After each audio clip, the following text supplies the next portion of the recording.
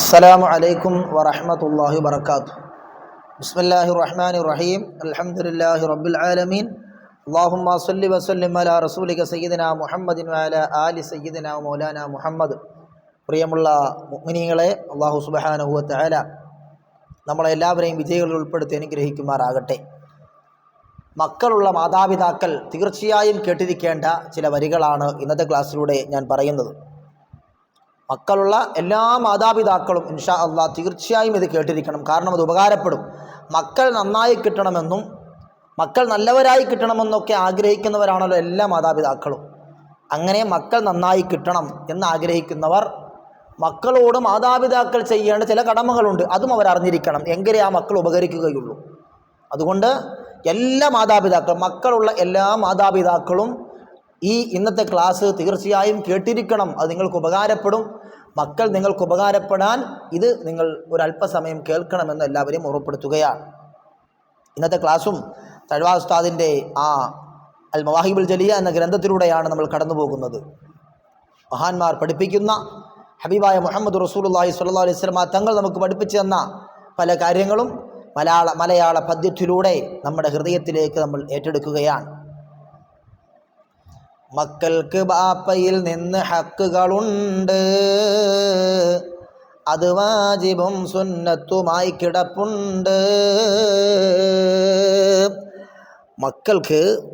മക്കളോട് മാതാപിതാക്കൾ ബാപ്പയും ഉമ്മയും ഒക്കെ ചെയ്യേണ്ട ഒരുപാട് കടമകളുണ്ട്.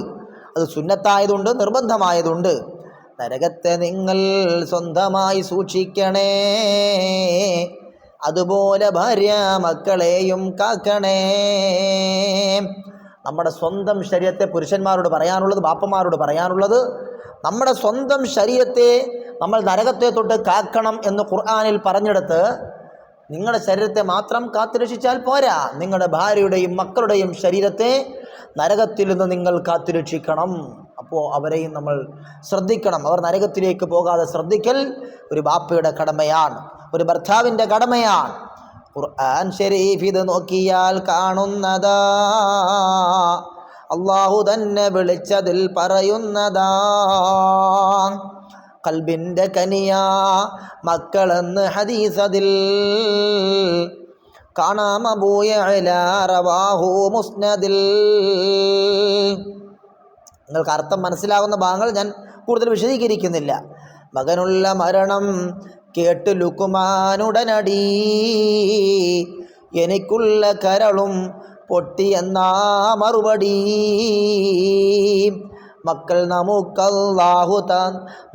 നമുക്കല്ലാഹു ചെയ്ത ഔദാര്യമാ, നെഹ്ലെന്ന സൂറത്തോതി നോക്കിയത് വ്യക്തമാ. അല്ലാഹു സുബ്ഹാനഹു വ തആല നമുക്ക് ചെയ്തു തന്ന വലിയ ഒരു അനുഗ്രഹമാണ് മക്കളെ തന്നു എന്നത്. മക്കളില്ലാതെ വിഷമിക്കുന്ന ഒരുപാട് സഹോദരി സഹോദരന്മാരുണ്ട്. അല്ലാഹു സുബ്ഹാനഹു വ തആല അവർക്കെല്ലാവർക്കും മഹാന്മാരായ ബദരീങ്ങളുടെ ബർക്കത്തുകൊണ്ട് സ്വാലിഹീങ്ങളായ സന്താനങ്ങളെ നൽകി അനുഗ്രഹിക്കുമാറാകട്ടെ. ആമീൻ. നിനക്കിന്ന് താങ്ങും തണലുമാണവരുള്ളത്, കുഴയാത്ത കൈയാണ് എപ്പോഴും കൂടുള്ളത്. അവരില്ല എങ്കിൽ അന്ന് നീ നിസ്സഹായനാ, നീ ഭീമനായാൽ തന്നെയും ബലഹീനനാ. മാതാപിതാക്കളെ മക്കൾ സംരക്ഷിക്കുന്നത് പോലെ, മക്കൾ അവരെ ശുശ്രൂഷിക്കുന്നത് പോലെ ഒരാൾക്കും ചെയ്യാൻ പറ്റൂല. അതുമാത്രമല്ല, സമർത്ഥനായൊരു കേമന, നീയെങ്കിലും അവരില്ല എന്നാൽ ഊമന. നമ്മൾ ബാപ്പമാർ എത്ര വലിയ കഴിവുള്ളവരായാലും, എത്ര വലിയ കെൽപ്പുള്ളവനായാലും, എത്ര ഭീമനായാലും മക്കളില്ലെങ്കിൽ നമ്മൾ ബലഹീനനാണ് കേട്ടോ. ചുരുക്കി പറഞ്ഞാൽ എത്ര വൻ പിടിപാടും താങ്ങുന്നതല്ലൊരു തുള്ളി രക്തത്തോടും. മൗത്തിൻ്റെ ശേഷം നിന്റെ മേൽ അലിവോട്, പ്രാർത്ഥിക്കലും ഇവരല്ലയോ റബ്ബോട്. ഉമ്മയും ബാപ്പയും മരണപ്പെട്ടാൽ അവരുടെ മക്കളായിരിക്കും ഏറ്റവും അവർക്ക് വേണ്ടി പ്രാർത്ഥിക്കുന്നവർ. എന്നും എത്ര വർഷം കഴിഞ്ഞാലും അവർക്ക് വേണ്ടി കരഞ്ഞു പ്രാർത്ഥിക്കുന്ന ഒരു മക്കളാണ്. അതുകൊണ്ട് മക്കൾ വലിയ അനുഗ്രഹമാണ്. മക്കളോട് എപ്പോഴും നല്ല സ്നേഹത്തിൽ പെരുമാറണം. ചിലപ്പോൾ പഠിക്കാത്തത് നമ്മൾ വഴക്ക് പറഞ്ഞേക്കാം, പഠിക്കാത്തതിന് അടി കൊടുത്തേക്കാം. എന്നാലും 24 മണിക്കൂറും അവരോട് ദേഷ്യം പിടിക്കാൻ പാടില്ല, എപ്പോഴും അവരെ വെറുപ്പിക്കാൻ പാടില്ല. മാതാപിതാക്കളെ കുറിച്ച് കേൾക്കുമ്പോൾ അവരുടെ ഹൃദയത്തിൽ പേടി വരാൻ പാടില്ല. എപ്പോഴും മാതാപിതാക്കളെന്ന ഓർമ്മ വരുമ്പോൾ അവരുടെ ഹൃദയത്തിൽ എപ്പോഴും ഭയമുണ്ടാകുന്നൊരവസ്ഥയുണ്ടാകാൻ പാടില്ല. അവരെ അടിക്കേണ്ട സമയത്ത് അടി കൊടുക്കണം, വഴക്ക് പറയേണ്ട സമയത്ത് വഴക്ക് പറയണം, എപ്പോഴും അവരെ സ്നേഹിക്കണം. സഹോദരന്മാരെ, മക്കൾ വലിയ ഔദാര്യമാണ്, മക്കൾ വലിയ അനുഗ്രഹമാണ്. അവർക്കുള്ള പ്രാർത്ഥനയാൽ ഫലം നിനക്കുണ്ട്, അതുകൊണ്ട് ഖബർ വിശാലമാകലുമുണ്ട്. സഹോദരന്മാരെ, സഹോദരിമാരെ, നമ്മൾ മരണപ്പെട്ട് കഴിഞ്ഞാൽ പ്രിയമുള്ള ഉമ്മമാരെ, ഉപ്പമാരെ, നമ്മൾ മരണപ്പെട്ട് കഴിഞ്ഞാൽ നമ്മുടെ മക്കൾ നമുക്ക് വേണ്ടി പ്രാർത്ഥിക്കുമ്പോൾ ഖബറിൽ നമുക്ക് രക്ഷ കിട്ടുന്നതാണ്. പറയുന്നു ത്വാഹ സയ്യിദുൽ അദ്നാനി, ഓടാതെ നിന്നിതു കേൾക്ക് യാ അബമാനി. സ്വന്തം തനിച്ചു വിരണ്ടു മണ്ണറയ്ക്കുള്ളിലേ കിടക്കുന്ന കാലം തീർച്ചയാണേ നിന്നിലേ. വാത്സല്യമക്കൾ കണ്ടടം ഒലിക്കുന്നതായി, വന്നവിടെ നിന്നും കൊണ്ട് കൈയുയർത്തുന്നതായി. എന്നാൽ നിനക്കതുകൊണ്ട് ഈ നാസുള്ളതാ, അത് നിന്റെ സ്വന്തം മക്കളാൽ ലഭിക്കുന്നതാ. പ്രാർത്ഥിക്കുവാനിരിക്കുന്ന സമയം നിന്നെയും ഓർമ്മിക്കുവാനാരുണ്ട് ഇവരല്ലാതെയും. അതുകൊണ്ട് ഈ പറഞ്ഞ പ്രതിഫലമൊക്കെ കിട്ടണമെങ്കിൽ മക്കളെ ദീൻ പഠിപ്പിക്കണം കേട്ടോ. മക്കളെ ദീൻ പഠിപ്പിച്ചില്ല എങ്കിൽ ഈ പറഞ്ഞ ഒന്നും കിട്ടൂല. എത്ര സ്നേഹിച്ചെന്ന് പറഞ്ഞാലും ദീൻ പഠിപ്പിച്ചില്ലെങ്കിൽ ഈ പറഞ്ഞ ഒരു ഉപകാരവും അവരെ കൊണ്ട് കിട്ടൂല. നമ്മൾ ഖബറിൽ കിടക്കുമ്പോൾ റോഡിലൂടെ അവർ കാറിൽ ചീറി പാഞ്ഞു പോകും. അവിടെ എൻ്റെ വാപ്പയും ഉമ്മയും അന്ത്യവിശ്രമം കൊള്ളുന്നുണ്ട് എന്ന ബോധം പോലും ഇല്ലാതെ പോകുന്ന എത്രയോ മക്കളുണ്ട്. ഖബർസ്ഥാനിൽ എൻ്റെ വാപ്പയും ഉമ്മയും കിടക്കുന്നുണ്ട് എന്ന ബോധമില്ലാതെ ഒരു സലാം പോലും പറയാതെ കാറിൽ ചീറിപ്പാഞ്ഞു പോകുന്ന മക്കളുണ്ട്. അവർക്ക് ദീൻ കൊടുത്തിട്ടില്ല. അവരെ പഠിപ്പിച്ച് വലിയ ഡോക്ടറാക്കി, വലിയ എൻജിനീയറാക്കി, വലിയ കളക്ടറാക്കി. അതൊക്കെ നല്ലതാണ്. പക്ഷേ ആത്മീയമായ വിദ്യാഭ്യാസം കൊടുത്തിട്ടില്ല. അതുകൊണ്ട് ആ മക്കളുടെ ആഖിറത്ത് നഷ്ടപ്പെട്ടു. അതുപോലെ മാതാപിതാക്കൾക്കും ഈ മക്കളെ കൊണ്ട് ആഖിറത്തിൽ ഒരു ഉപകാരവും ഇല്ലാത്ത അവസ്ഥ വന്നു. ഭൗതിക വിദ്യ വാഹനം കൊള്ളാമടോ, ആത്മീയ വിദ്യയാണതിൻ്റെ ബ്രേക്കടോ. തഴവ ഉസ്താദ് പാടിയതാണ്. അതാ ഭൗതിക വിദ്യാഭ്യാസം നല്ലതാണ്, നല്ല കേമമാണ്. ഭൗതിക വിദ്യ വാഹനം കൊള്ളാമടോ. അതാ ഭൗതിക വിദ്യാഭ്യാസത്തെ ഒരു വാഹനത്തോട്, ഒരു വില കൂടിയ വാഹനത്തോട് ഉപമിക്കുകയാണ്. ഒരു ഓഡി കാറിനോട് അല്ലെങ്കിൽ BMW കാറിനോട് നിങ്ങൾ ഉപമിച്ചു നോക്കൂ. ഭൗതിക വിദ്യാഭ്യാസത്തെ ഒന്ന് ഉപമിച്ചു നോക്കൂ.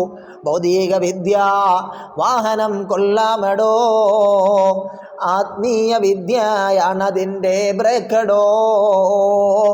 BMW കാറായാലും കോടിക്കണക്കിന് വിലയുള്ള ഓഡി കാറായാലും അതിന് ബ്രേക്കില്ല എങ്കിൽ ഒരു ഉപകാരവുമില്ല.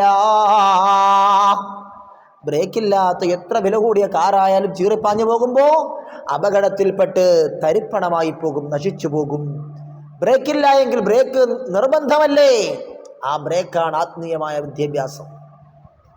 ഭൗതികമായ വിദ്യാഭ്യാസത്തോടൊപ്പം ആത്മീയമായ വിദ്യാഭ്യാസം. ഇന്ന് നിങ്ങൾ നോക്കൂ, ഇന്ന് ആധുനിക ഈ യുഗത്തിൽ നിങ്ങളൊന്ന് പരിശോധിച്ച് നോക്കൂ. അൽഹംദുലില്ലാഹ് 90% പണ്ഡിതന്മാരും ഭൗതികമായ വിദ്യാഭ്യാസമുള്ളവരാണ്.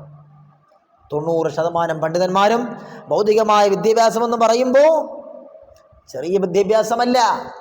ഉസ്താദുമാർ ആത്മീയമായ ബിരുദമെടുത്ത് പുറത്തിറങ്ങുമ്പോൾ അതോടൊപ്പം ഡോക്ടറേറ്റ് ഉള്ളവരുണ്ട്, MBBS ഡോക്ടറായവരുണ്ട്, ഡോക്ടറേറ്റ് PhD എടുത്തവരുണ്ട്, അഡ്വക്കേറ്റുമാരുണ്ട്, എഞ്ചിനീയർമാരുണ്ട്. അങ്ങനെ ഓരോ മേഖലയും എടുത്ത് പരിശോധിക്കുമ്പോൾ കോളേജിൽ പഠിപ്പിക്കുന്ന ലെക്ചർമാരുണ്ട്, സൈക്യാട്രിസ്റ്റുകളുണ്ട്. നിങ്ങൾ പരിശോധിച്ച് നോക്കൂ. പണ്ഡിതന്മാർ ഒരു ഭാഗത്തവർ ഇൽമു പഠിച്ചു വലിയ പണ്ഡിതന്മാരായി മാറുന്നതോടൊപ്പം ഭൗതികമായ വിദ്യാഭ്യാസവും അവർ നേടുകയാണ്. അങ്ങനെ രണ്ട് വിദ്യാഭ്യാസവും ഒരുമിച്ച് പഠിപ്പിക്കുന്ന സ്ഥാപനങ്ങൾ ഇന്ന് കേരളക്കരയിൽ ധാരാളമുണ്ട്. അപ്പോൾ മക്കളെ ഇൽമു പഠിപ്പിക്കാൻ പോകുമ്പോൾ ഭൗതികം നഷ്ടപ്പെട്ടു പോകുമെന്ന് പേടിക്കേണ്ടതില്ല. ഇൽമു പഠിക്കാൻ പോകുമ്പോൾ എൻ്റെ മകനെ പണ്ഡിതനാക്കണമെന്ന് ആഗ്രഹമുണ്ട്, പക്ഷേ ഭൗതിക വിദ്യാഭ്യാസം നഷ്ടപ്പെടുമല്ലോ എന്ന് പേടിക്കേണ്ട ആവശ്യം ഇന്നത്തെ കാലത്തില്ല. നമുക്ക് മക്കളെ ഡോക്ടറാക്കാം, ഉസ്താദുമാക്കാം, ഒരു പണ്ഡിതനുമാക്കാം, ഡോക്ടറുമാക്കാം, ഒരു പണ്ഡിതനുമാക്കാം, എഞ്ചിനീയറുമാക്കാം. അതെ, അതുപോലെ തന്നെ പണ്ഡിതനാകുന്നതോടൊപ്പം ഏത് കോഴ്സും എടുത്ത് പഠിക്കാനുള്ള സംവിധാനങ്ങൾ, സാഹചര്യങ്ങൾ ഇന്ന് ഉണ്ട്. അതുകൊണ്ട് മക്കളെ ആരും ഭൗതികം മാത്രം പഠിപ്പിക്കാൻ വിടണ്ട, രണ്ടും പഠിക്കട്ടെ. രണ്ടും പഠിച്ച് രണ്ടിലും കഴിവുള്ള വലിയ മക്കളായി മാറട്ടെ. അല്ലാഹു സുബ്ഹാനഹു വ തആല തൗഫീഖ് നൽകുമാറാകട്ടെ. അങ്ങനെ അവരെത്രമാത്രം ഭൗതിക മേഖലയിൽ ഉന്നതിയിൽ എത്തിച്ചേർന്നാലും ആത്മീയമായ വിദ്യാഭ്യാസം കൂടി കൊടുത്തിട്ടുള്ളത് കൊണ്ട് ഖബറിൽ മാതാപിതാക്കൾ പോയി കിടക്കുമ്പോൾ അവർക്കത് ഉപകരിക്കുന്നതാണ്. പ്രാർത്ഥിക്കുവാനിരിക്കുന്ന സമയം നിന്നെയും ഓർമ്മിക്കുവാനാരുണ്ട് ഇവരല്ലാതെയും, ഇല്ലെന്നു വന്നാൽ കുട്ടികൾ ഒരു വീട്ടിലെ ബറക്കത്തുമതിലില്ലെന്നുമുണ്ട് ഹദീസിലെ. കുട്ടികളില്ലാത്ത വീട്ടിൽ ബറക്കത്തില്ല എന്ന് ഹദീസിൽ വന്നിട്ടുണ്ട്. ഇതുപോലെ അബൂ ശൈഖ് എന്നവർ പറയുന്നതാ, അതിബ്നു അബ്ബാസിന്റെ കൈവഴി വന്നതാ. പുരമുള്ള രീതി നീ എപ്പോഴും എടുക്കേണ്ട. അത് നല്ല മുരടൻ സ്വഭാവം, ദേഷ്യമുള്ള സ്വഭാവം എപ്പോഴും മക്കളോട് കാണിക്കണ്ട. ഉരമുള്ള രീതി നീ എപ്പോഴും എടുക്കേണ്ട. അവർക്ക് എപ്പോഴും അത് ഭാരമാണതുകൊണ്ടാ. അവർക്കത് ബുദ്ധിമുട്ടായി തോന്നും. അതുമാത്രമല്ല, മരിക്കട്ടെ വേഗം എന്നവർ കൊതിക്കുന്നതാ. മരിക്കട്ടെ വേഗം എന്നവർ കൊതിക്കുന്നതാ. രുചിക്കാത്ത വിഭവം ഏവനും വെറുക്കുന്നതാ. മാതാപിതാക്കൾ മക്കളോട് മോശമായി പെരുമാറിയാൽ, എപ്പോഴും 24 മണിക്കൂറും ദേഷ്യം പിടിച്ച സ്വഭാവമായി നടന്നാൽ, മുരടൻ സ്വഭാവമായി നടന്നാൽ, അവരെ മോശമായി അവരോട് പെരുമാറിയാൽ ഈ മാതാപിതാക്കളങ്ങ് മരിച്ചിരുന്നെങ്കിലെന്ന് അവർ കരുതിപ്പോകും. കാരണം അവർക്ക് വെറുപ്പാണ്, അവരൊരു സന്തോഷം അനുഭവിച്ചിട്ടില്ല. ഈ അടുത്തൊരു സഹോദരി, ആരാന്ന് ഞാൻ പറയുന്നില്ല, വിളിച്ചിട്ട് പറഞ്ഞു, മക്കളെ, 2 പെൺമക്കളെ അവിടുത്തെ ഭർത്താവ് വീടിന് പുറത്തിട്ട് പൂട്ടി. രാത്രിയിൽ 1:30 വരെ, രാത്രി 1:30 വരെ വീടിന് പുറത്തിട്ട് പൂട്ടിയെന്ന്. എന്താണ് കാരണമെന്ന് ഞാനിപ്പോൾ പറയുന്നില്ല. സിമ്പിൾ കാരണം, സിമ്പിളായ ഒരു കാരണത്തിന് വേണ്ടി അതാ പുറത്തിട്ട് മക്കളെ, 2 പെൺമക്കളെ പുറത്തിട്ട് പൂട്ടുകയാണ്. മരിക്കും വരെ ആ മക്കൾ മറക്കൂല. ഈ പിതാവ് ചെയ്ത ക്രൂരതയുണ്ടല്ലോ, അത് മരിക്കുന്ന സമയം വരെയും ഈ മക്കൾ മറന്നു പോകൂല. അവരെത്ര ചെറുപ്പമായാലും അവരൊരിക്കലും ആ കേസ് മറക്കൂല. അത് ഓർക്കും തോറും ഈ വാപ്പയോട് അവർക്ക് എപ്പോഴും ദേഷ്യമേ ഉണ്ടാവുകയുള്ളൂ. ആ മക്കളുടെ ഹൃദയത്തിലേക്ക് കൊടുത്ത ഏറ്റവും വലിയ മുറിവാണതെന്ന് ഈ സമയത്ത് ഞാൻ ഓർമ്മപ്പെടുത്തുകയാണ്. ആ പിതാവിനെ അല്ലാഹു നന്നാക്കുമാറാകട്ടെ. ആ പിതാവിനെ അല്ലാഹു നന്നാക്കി കൊടുക്കുമാറാകട്ടെ.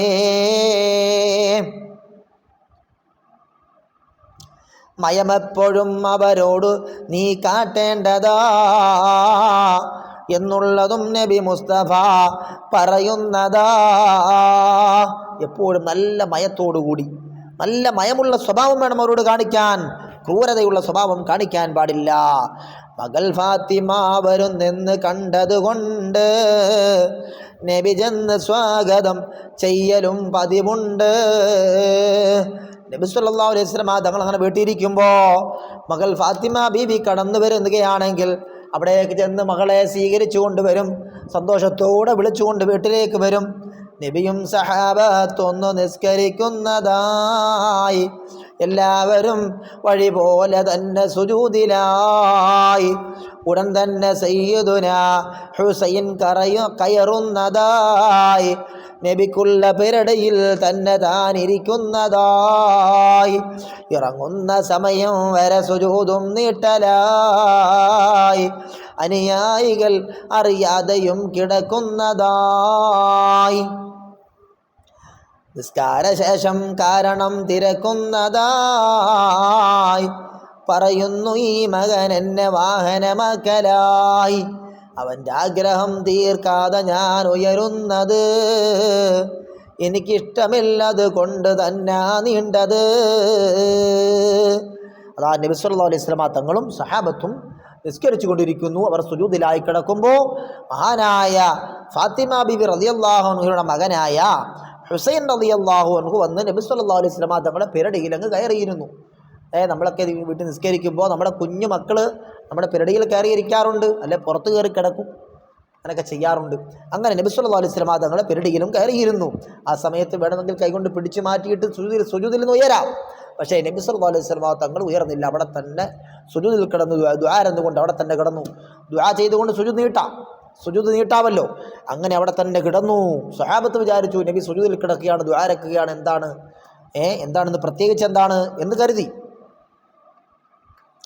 അപ്പോൾ അങ്ങനെ നിസ്കാരമെല്ലാം കഴിഞ്ഞപ്പോൾ സ്വഹാബത്ത് ചോദിച്ചു, നബിയെ എന്താണ് ഇന്ന് സുജൂദ് നീണ്ടുപോയത്?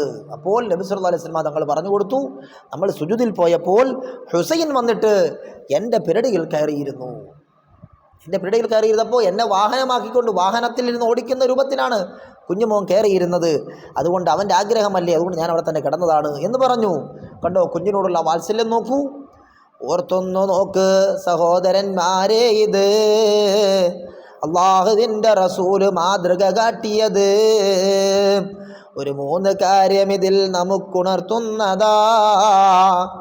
അതിലൊന്ന് സാജിദ് റബ്ബിനോടടുക്കുന്നതാ, മറ്റൊന്ന് കുട്ടികളിൽ മയം ചെയ്യുന്നതാ, ഉമ്മത്തികൾ പഠിക്കേണ്ടതിന്നും ചെയ്തതാ. സന്താനത്തിനിടയിൽ സമത്വം സുന്ന, അത് ചുംബനം തന്നെങ്കിലും ശരി തന്നെ. മക്കളോടെല്ലാം സമത്വം പാലിക്കണം. ഒരാൾക്ക് ഒരു ചുംബനം കൊടുത്താൽ മറ്റു മക്കൾക്കും ചുംബനം കൊടുക്കണം. അതുകൊണ്ട് ഓഹരി നിന്റെ ജീവിതകാലമിൽ ചെയ്താൽ സമത്വം വേണമില്ല മക്കളിൽ. ഇത് ആണ് പെണ്ണെന്നുള്ള വീക്ഷണമില്ല, മൗത്തിൻ്റെ ശേഷം ഉള്ള വിധി പോലല്ല. അപ്പോൾ നമ്മൾ നമ്മുടെ സ്വത്തുക്കൾ ഓഹരി വെക്കുകയാണെങ്കിൽ, ജീവിതകാലത്ത് തന്നെ ഓഹരി വെക്കുകയാണെങ്കിൽ അവർക്ക് ജീവിതകാലത്ത് സമമായി തന്നെ ഓഹരി വെക്കാം. മരിച്ചു കഴിയുമ്പോഴാണ് ആ ഓഹരിയിൽ ചെറിയ വ്യത്യാസങ്ങൾ അവർക്ക് വരുന്നത്. ആണിനും പെണ്ണിനും ചെറിയ ഓഹരിയിൽ വ്യത്യാസം വരുന്നത് മാതാപിതാക്കൾ മരിച്ചു കഴിയുമ്പോഴാണ്. ജീവിച്ചിരിക്കുമ്പോൾ തന്നെ വേണമെങ്കിൽ സമമായിട്ട് ഓഹരിച്ചു കൊടുക്കാം, ഒരു കുഴപ്പമില്ല. അപ്പോൾ മക്കൾക്കെല്ലാം ഒരേപോലെ ഓഹരി അവിടെ കിട്ടും. അത് പറഞ്ഞ് ആരും വിഷമിക്കണ്ട. മുമ്പ് കണ്ടില്ലേ, മുമ്പ് ആ ഓഹരി കിട്ടൂല എന്ന് പറഞ്ഞിട്ട് രണ്ടാമതൊരു വിവാഹം കഴിക്കുകയോ അങ്ങനെ കുറേ ഐഡിയകളൊക്കെ കാണിച്ചു ഓരോരുത്തർ ഇസ്ലാമിനെ പരിഹസിക്കാൻ ശ്രമിച്ചവരുണ്ട്. എന്തിനാണ്? ആ പെൺമക്കൾക്കെല്ലാം ഒരേപോലെ വീതം വെച്ച് ജീവിതകാലത്ത് കൊടുത്താൽ എന്താ? അപ്പോൾ മക്കളെ വിശ്വാസമില്ല. ഈ ജീവിതകാലത്തിന് എഴുതി കൊടുത്താൽ മക്കളെ വിശ്വാസമില്ല, മാതാപിതാക്കളെ കളഞ്ഞിട്ട് പോകുമോ എന്ന്. ഇങ്ങനെ വിശ്വാസമില്ലാത്ത മക്കൾക്ക് വേണ്ടി എന്തിനാ ഇവർ രണ്ടാമത് വിവാഹം കഴിക്കുകയും പരിശുദ്ധമായ ഇസ്ലാമിനെ പരിഹസിക്കാൻ പോവുകയും ചെയ്യുന്നത്? ഇസ്ലാമിൻ്റെ നിയമങ്ങൾക്കെല്ലാം ഓരോ അടിസ്ഥാനമുണ്ട്, അതിലോരോ തന്ത്രമുണ്ട്, ഓരോ ഹിക്മത്തുണ്ട്. അതൊരിക്കലും തെറ്റായ ഒരു നിയമമേ അല്ല. അതിലേക്ക് ആഴത്തിലിറങ്ങി പഠിക്കുമ്പോഴായിരിക്കും അതിൻ്റെ ഓരോത്തിൻ്റെയും നിജസ്ഥിതി മനസ്സിലാകുന്നത്. ഈ മാതാപിതാക്കൾ ആ പെൺമക്കൾക്ക് ജീവിതകാലത്ത് തന്നെ ഒരേപോലെ ഓഹരി വെച്ച് കൊടുത്താൽ പോരെ? ആരും കൊണ്ടുപോകുകയില്ലല്ലോ. ഓഹരി കുടുംബക്കാരിലേക്ക് പോകാതിരിക്കാനാണ് അവരങ്ങനെ ചെയ്തത്.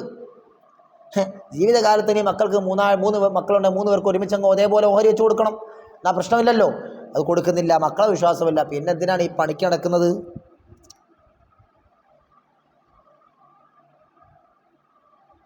മൗത്തിൻ്റെ ശേഷമുള്ള വിധി പോലല്ല. അറിവും മഹത്വം മറ്റു ശ്രേഷ്ഠത കൊണ്ട് സമത്വത്തിലുപരി കൊടുത്തിടാമെന്നുണ്ട്. അതുപോലെ ശല്യം മറ്റു ഭദ്രവം കൊണ്ട് കുറയ്ക്കുന്നതിൽ അനുവാദവും നിനക്കുണ്ട്. അതുമാത്രമല്ല, നിനക്ക് നല്ലുറപ്പുണ്ട് ദോഷത്തിലെ ചിലവാക്കലുള്ളത് കൊണ്ട്. എന്നാൽ കൊടുക്കൽ തെറ്റു തന്നെന്നുണ്ട്. ഇതുപോലെ തുഹ്ഫത്തുൽ ഇബാദിലുമുണ്ട്. സിദ്ദീഖ് റളിയല്ലാഹു ആയിഷ മഹ്ദിയിൽ, അതുപോലും ഉമർ ഫാറൂഖ് പുത്രൻ ആസിമിൽ കൊടുത്തിട്ടുമുള്ളവരാണ് തുല്യതയില്ലതിൽ. ദീനിൻ്റെ ശ്രേഷ്ഠത വ്യക്തമാണീ മക്കളിൽ. ആവശ്യമുള്ളത് കൊണ്ട് കൂടുതൽ ചെയ്തിടാം, അതുകൊണ്ട് കേസില്ലെന്ന് നിയമമെടുത്തിടാം. നോക്കാം നിനക്കിത് മൻഹജിൽ കാണുന്നതാ, ഹിബത്തിൻ്റെ ബാബിൽ വ്യക്തമായി പറയുന്നതാ. മക്കളെ ശപിക്കൽ സോദരാ തെറ്റുള്ളതാ, അത് നിന്നെ നീ തന്നെങ്കിലും കേസുള്ളതാ. മക്കളെ ശപിക്കാൻ പാടില്ല. പല മാതാപിതാക്കളും ചെയ്യുന്നതാണ്, മക്കളെ ശപിക്കും. ഒരിക്കലും മക്കളെ ശപിക്കരുത് കേട്ടോ. നമ്മൾ സ്വന്തത്തെയും ശപിക്കാൻ പാടില്ല. അതുമാത്രമല്ല, ഇത് സ്വന്തം മുതലിൽ തന്നെയും പാടില്ലൊരിക്കലുമേ. ഹദീസാണൊക്കെയും. നമ്മുടെ സ്വന്തം മുതലിനെ പോലും നമ്മൾ ശപിക്കാൻ പാടില്ല. ഇതുപോലെ അബൂദാവൂദ് മുസ്ലിമിലുള്ളതാ, കൂടാതെ വേറെ ഹദീസിലും വിവരിച്ചതാ. ചോദ്യത്തിനുത്തരമുള്ള സമയത്തോടിത് മുട്ടുന്ന നേരത്താണ് കൈകടിക്കുന്നത്. മക്കളെ ശപിക്കുമ്പോൾ ഉത്തരം കിട്ടുന്ന ഏതെങ്കിലും സമയത്താണ് നമ്മൾ സംസാരം വരുന്നതെങ്കിൽ പണി പാളിപ്പോകും, മക്കൾ മോശക്കാരായി പോകും. അതുകൊണ്ട് മക്കളെ ഒരിക്കലും ശപിക്കാൻ പാടില്ല. നമ്മൾ പറയുന്ന സമയമെങ്ങാണം ദുആയ്ക്ക് ഉത്തരമുള്ള സമയമാണെങ്കിൽ ഈ മക്കൾ വഴിപഴച്ചു പോകുന്നതാണ്. അതുകൊണ്ട് മക്കളെ ഒരിക്കലും ശപിക്കരുത്. നിനക്കുള്ള പ്രാർത്ഥന കൊണ്ടവർ വളരേണ്ടതാ. ഇടമഴ ലഭിച്ചാൽ ചെടികളും തഴയ്ക്കുന്നതാ. എപ്പോഴും മക്കൾക്ക് വേണ്ടി അങ്ങനെ ദുആ മക്കളെ നന്നാകാൻ വേണ്ടി ദുആ കൊണ്ടിരിക്കണം. അപ്പോൾ അവർ നന്നായി വരും. പിഴച്ചെന്നു കണ്ടാൽ കൈ ഉയർത്തി നീ തേടണം, അതുമാത്രമല്ല ശരിക്ക് വരമേൽപ്പിക്കണം. എന്നാൽ നിനക്ക് ബലപ്പെടുന്നൊരു രീതിയിൽ അള്ളാഹു തന്നെ ശരിപ്പെടുത്തും ഭാവിയിൽ. നിങ്ങളുടെ മക്കൾ വഴിപിഴയ്ക്കുന്നതായി നിങ്ങൾക്ക് ബോധ്യപ്പെട്ടാൽ, എന്തെങ്കിലും തെറ്റിലേക്ക് പോകുന്നതായി ബോധ്യപ്പെട്ടാൽ മാതാപിതാക്കൾ നല്ലതുപോലെ പ്രാർത്ഥിക്കണം. മാതാപിതാക്കൾ നല്ലതുപോലെ മക്കൾക്ക് വേണ്ടി പ്രാർത്ഥിക്കണം. അങ്ങനെ പ്രാർത്ഥിക്കുമ്പോൾ അവരെ അള്ളാഹു നന്നാക്കി തരുന്നതാണ്. അള്ളാഹു സുബ്ഹാനഹു വ തആല നമ്മുടെ മക്കളെ എല്ലാം നന്നാക്കി തരുമാറാകട്ടെ. ഇനിയും അതുമായി ബന്ധപ്പെട്ട് കുറച്ചുകൂടി പറയാനുണ്ട്. ഇൻഷാ അള്ളാഹ് ഇന്ന് ഒന്നാം ഭാഗം, മക്കളോടുള്ള കടമകളുടെ രണ്ടാം ഭാഗം നമുക്ക് ഇൻഷാ അള്ളാഹ് അതിൻ്റെ ബാക്കി അടുത്ത ക്ലാസ്സിൽ പഠിക്കാം. ഇൻഷാ അള്ളാഹ് മക്കളുള്ള എല്ലാ മാതാപിതാക്കളും പൂർണ്ണമായി ഇത് കേൾക്കുകയും മറ്റുള്ളവരിലേക്ക് ഷെയർ ചെയ്തു കൊടുക്കുകയും കുടുംബ ഗ്രൂപ്പുകളിലേക്കൊക്കെ ഷെയർ ചെയ്തു കൊടുക്കണമെന്ന് എല്ലാവരെയും ഓർമ്മപ്പെടുത്തുകയാണ്. ഇതിൻ്റെ ബാക്കി രണ്ടാം ഭാഗം ഉടൻ തന്നെ, ആ രണ്ടാം ഭാഗത്തിൻ്റെ ക്ലാസ് നിങ്ങളിലേക്ക് വരുന്നതാണ്. അല്ലാഹു സുബ്ഹാനഹു വ തആല തൗഫീഖ് നൽകുമാറാകട്ടെ. ആമീൻ. എനിക്ക് വേണ്ടിയും കുടുംബത്തിനു വേണ്ടിയും എല്ലാവരും ദുആ രക്കണമെന്ന് വസിയത്ത് ചെയ്തുകൊണ്ട് തൽക്കാലം നിർത്തുന്നു. അസ്സലാമു അലൈക്കും വറഹ്മത്തുള്ളാഹി വബറകാതുഹു.